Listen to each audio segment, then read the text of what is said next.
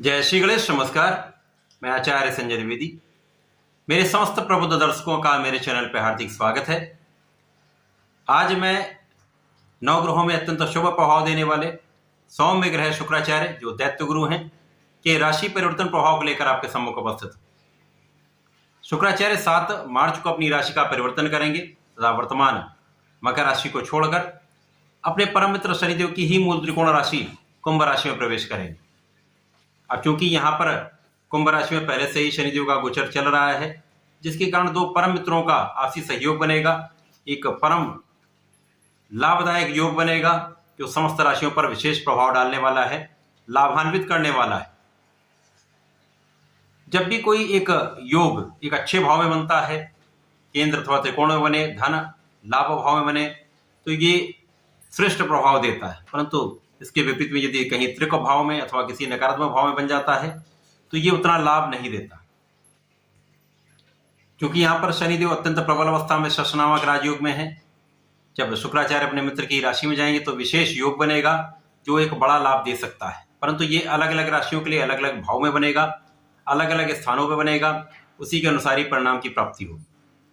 आज मैं कन्या राशि के लिए शुक्राचार्य के इस राशि परिवर्तन का क्या प्रभाव मिलने वाला है, किस प्रकार के कौन से भाव में प्रबलता आएगी, कहाँ कितना लाभ ले पाएंगे, कहाँ पर समस्या आ सकती है, उसका क्या निराकरण है, संपूर्ण विश्लेषण मैं पूर्ण तर्क के साथ करने जा रहा हूँ। प्रिय दर्शकों, ये राशिफल आपके चंद्र राशि पर आधारित है, अर्थात आपकी जन्म कुंडली में यदि 6 नंबर में चंद्रमा है तो आपकी कन्या राशि। कन्या राशि बुध की राशि है। नैसर्गिक रूप से बुध तथा शुक्राचार्य का अति मित्र का भाव होता है। वर्तमान समय में तात्कालिक मैत्री के भाव में है, जिसके कारण अति मित्र का भाव होता है। यहाँ पर वर्तमान समय में बुध जो 7 मार्च को ही अपनी राशि का परिवर्तन करेंगे तथा अपनी नीच राशि में जाएंगे, जिसके कारण कन्या राशि के जातकों के लिए कुछ समस्या उत्पन्न हो सकती है। क्योंकि यहाँ पर यदि स्थितियों का अवलोकन करें तो शुक्राचार्य कन्या राशि के लिए भाग्येश हैं तथा धन भाव के स्वामी हैं, अर्थात धनेश। भाग्येश धनेश का गोचर षष्ठम भाव में होने जा रहा है।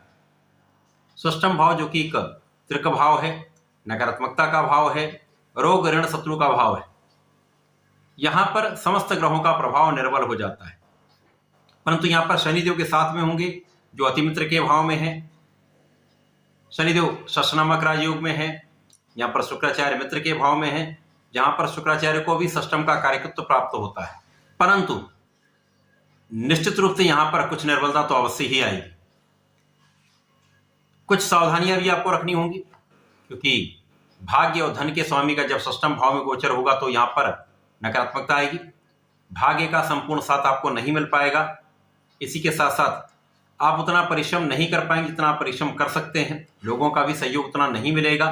जब आपको अपने भाग्य की आवश्यकता होगी उस समय आपका पूर्ण रूप से भाग्य आपके साथ में नहीं होता है, तो ये कहीं ना कहीं समस्या का कारण बनता है। इसी प्रकार से जब आपका भाग्य साथ में नहीं होता, आप कर्म क्षेत्र में भी उतना परिश्रम नहीं करते हैं, तो कार्य क्षेत्र में भी कुछ निर्बलता आती है। इसके कारण धन प्रभावित होता है। धन के क्षेत्र में बहुत बड़ा कोई निर्बल प्रभाव नहीं मिलेगा, परंतु धन का उतना संचय आप नहीं कर पाएंगे। बिना कारण से धन का व्यय हो सकता है। अब यहाँ पर आप अपने ऋणों को चुकाने में भी व्यय कर सकते हैं, अकारण कुछ व्यय भी कर सकते हैं। वाद विवाद के कारण भी कुछ कानूनी समस्याओं में आपका व्यय हो सकता है। स्वास्थ्य समस्याओं में भी कुछ व्यय हो सकता है, तो यहाँ पर आपको बहुत सावधान रहना होगा। किसी प्रकार के विवाद से पूर्णतया बचना होगा। परंतु यहाँ पर आपके शत्रुओं पर आपकी संपूर्ण विजय प्राप्त होगी, शत्रु का पराभव होगा। जो लोग ऋण का प्रयास कर रहे हैं, ऋण लेना चाहते हैं, उनके लिए श्रेष्ठ समय है। उनका ऋण यहाँ पर प्राप्त हो सकता है। कोई बड़े रोग की संभावना यहाँ पर नहीं है, परंतु यहाँ पर सबसे पहले तो अपने लाइफस्टाइल को आपको चेंज करना होगा, क्योंकि भोग विलास के कारक भी शुक्राचार्य है। शुक्राचार्य इस जगत में संपूर्ण ऐश्वर्य वैभव को भी देते हैं, धन संपदा भी देते हैं, बड़ा घर देते हैं, बड़ा वाहन देते हैं, जीवन के समस्त सुख प्रदान करते हैं, संतान सुख, स्त्री सुख, समस्त सुख प्रदान करते हैं। परंतु ये भोग विलास के भी कारक है, जिसके कारण इस समय में आपके भोग विलास में वृद्धि हो सकती है, आपका व्यसन बढ़ सकता है, अर्थात आपके एडिक्शन में वृद्धि हो सकती है। तो जो लोग किसी प्रकार के किसी भी एडिक्शन में हैं, उनको एडिक्शन को त्याग देना चाहिए अथवा नियंत्रण कर लेना चाहिए। यहाँ पर कुछ जो स्वार्थी मित्र हैं उनके कारण इस भाव में वृद्धि हो सकती है। संभल कर रहना होगा, जिसके कारण विवाद की संभावना बनती है। तो यहाँ पर बहुत सोच विचार कर आपको रहना होगा। अपने को लिमिट कर लीजिए, अपने जीवन शैली में परिवर्तन कर लीजिए, योग प्राणायाम प्रारंभ कर दीजिए, खाने पीने पर नियंत्रण रखिए। तो ये बहुत कोई कष्टदायक समय नहीं होगा। बहुत चीजों को अवॉइड करना होगा, गलत चीजों से बचना होगा। यहां पर आपकी संपूर्ण सुरक्षा होगी, आयु की रक्षा होगी।